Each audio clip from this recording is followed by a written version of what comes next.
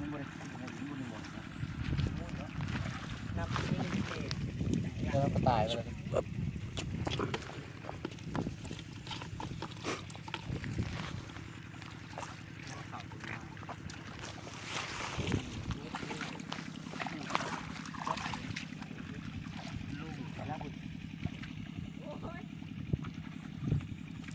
มึงเห็นมันนะฟังมือหวยขาหน่อยดิโอ้มือกูเข้าไปได้ปลุยจกไหมมือกูเข้าไปได้กูแท้ก่อนเจองูเด้อมีแล้วกูจกเลย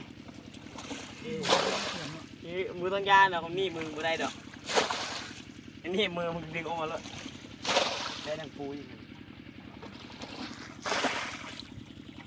เอ็ดถึงเหรอเอาเหรอได้ปะเบิ้งเลยเด้อีกเบิ้งเลยนี่มือยุ่นนั่นเด้อดึงมือว่าไอ้เพื่อนนั่นจบได้หรอโอ้เก่งฮะใจมาซูมดูล่างดีนะมาเนี่ยมาตะคือ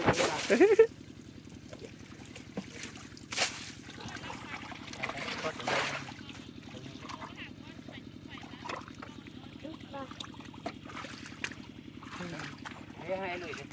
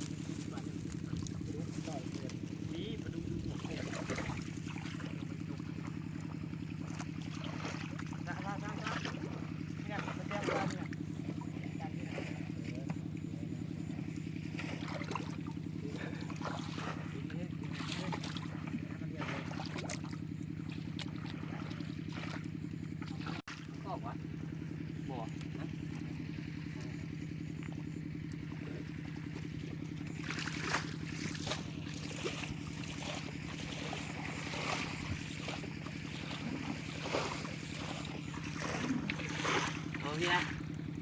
กูนะ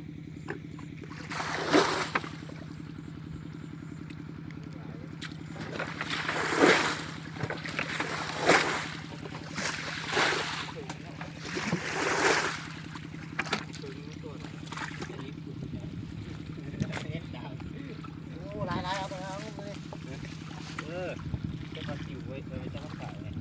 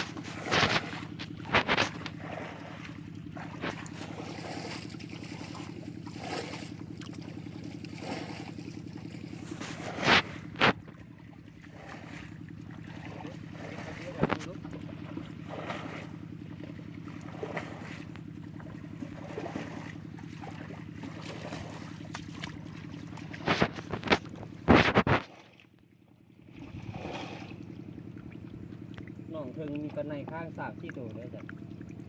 น้องตัวลูกตัวจุดป่ามันเอาไว้ปล่อยซะอีกตัวไหนตัวไหนเบิดเบิด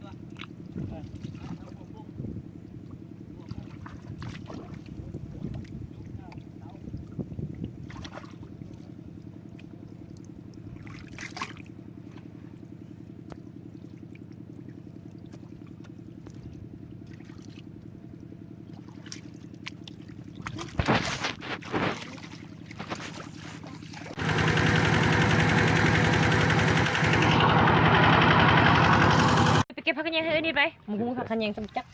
คิดวิสัย เนาะอยู่ตรงหน้าเบิ่งไปซอกกันถ้าเก็บลงไว้เอาเลยไปซอก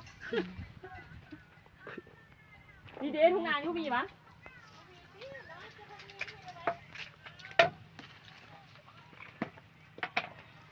พากันมาจะเศร้ามาเห็นดิได้ได้คุกหาก็หอดโอ้ข้าวหนาเป็นไงเจ็ดได้ผมเลือกกันเป็นพากันขี้ข้ามบักมาอันนั้นคือปลาแดงคู่ใหญ่นี่มั้ง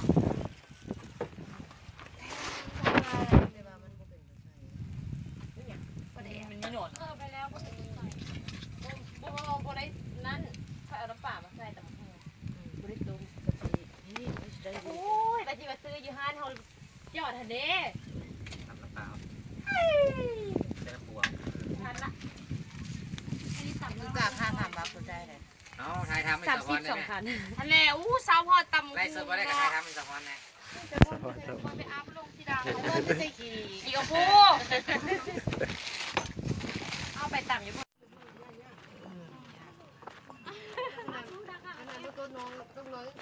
เอาพวกเจ้าพวกเกือบเลยโมเลแต่เพชรโมเลแต่ประเดี๋ยวต้องซ้อมโขกตาหรือตัวน้ำเพชรคือ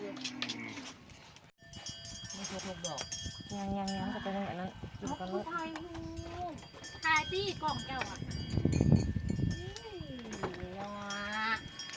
กล้องผู้ใดงามหูโตเลยเด้อโทรศัพท์ข่อย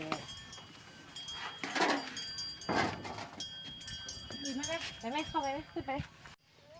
โทรศัพท์ไม่มีเงินทุกหาเลยก็ยังว่าเราโทรมาของเล่นหลักเก้าแล้วเลย2-3เทื่อรักเก้าขึ้นของไอ้ก็โทรเข้าได้อยู่เลยสัญญาณโทรศัพท์อยู่ได้จะเราโทรเราโทรมายกแก้วเบียร์เด้ยกแก้วเบียร์เด้มานั่นตัวบอกเบียร์ลาวยืนที่1ในใจ